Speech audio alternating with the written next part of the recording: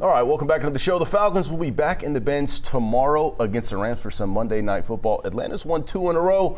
Can they make it 3 in a row is a question. Jarvis, we'll start with you, man. What do you think? It's possible. Anything is possible, right?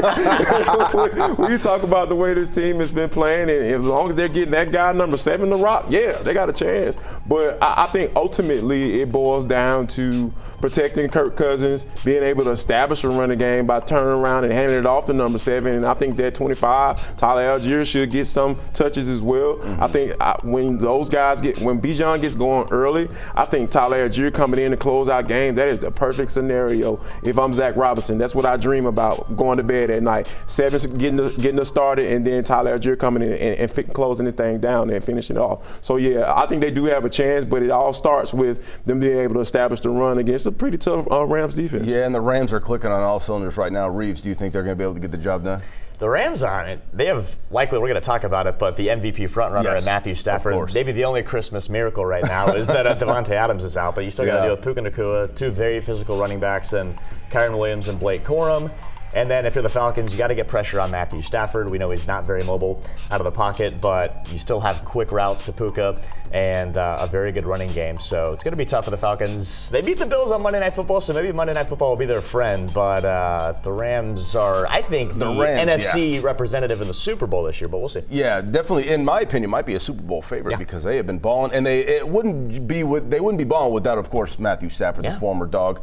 Reeves, you kind of already said it, so we'll start with you. Do you think Matthew Stafford is that front runner for MVP? I do, and I think if I'm comparing him to someone right now, Drake May, New England's another guy who I think is up there. And it's not a knock on Drake May. I think he's going to win MVPs in the future. But if you look at Matthew Stafford's, multiple. Maybe more than one. Okay. But if you look at Matthew Stafford right now, best touchdown to interception ratio in the NFL, and I was actually looking at the side-by-side comparison. They had the 2014 quarterbacks in the NFL compared to this year's guys. Through 15 weeks, you have guys like Drew Brees, Peyton Manning, Aaron Rodgers, who won the MVP that year, Matt Ryan on there as well. And the only guy who really even compares to those guys through 15 weeks is Matthew Stafford. 40 touchdowns already. He's still got 2 games left to add to those numbers. And with what the Rams are doing and how successful they have been in the NFC, still battling for an NFC West title with the Seattle Seahawks. Got to give it to the Georgia guy there. I think he's the MVP frontrunner. Yeah, he definitely, he's got to be at this point. And I got an interesting thing for you, Jarvis, so I do want to ask, because we got multiple reports this afternoon from Jay Glazer and The Athletic that Matt Ryan could potentially get a front office role with the Falcons.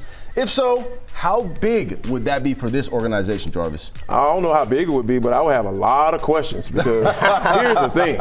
Man, Matt Ryan can be a rock star if he wants to from a broadcasting standpoint. So he has to understand, okay, what type of quality of life do I want to have? Do I want to be on private planes, flying the city working only 1 day a week? Or do I want to come and try to fix the organization that I knew from the inside out, because I know all the downfalls that they've had. I was a part of some of those things. I was part of 28-3. You know, I still have to live with that being Huntington's team to this day. So I will have a lot of questions. So my first one would be, is he going to be the assistant general manager? What are we talking about? You're talking about a prominent role, because I've said that the only way the Falcons can fix themselves is they bring in someone who can be the head of the football operations and come in and assess their team from top to bottom.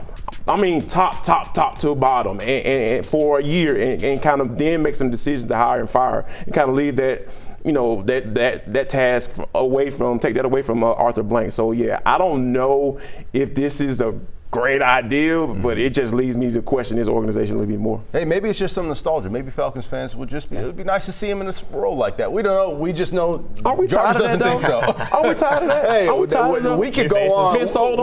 We could go on, but of course. I want football stuff, man. I'm trying to sell me on the stuff. Hey,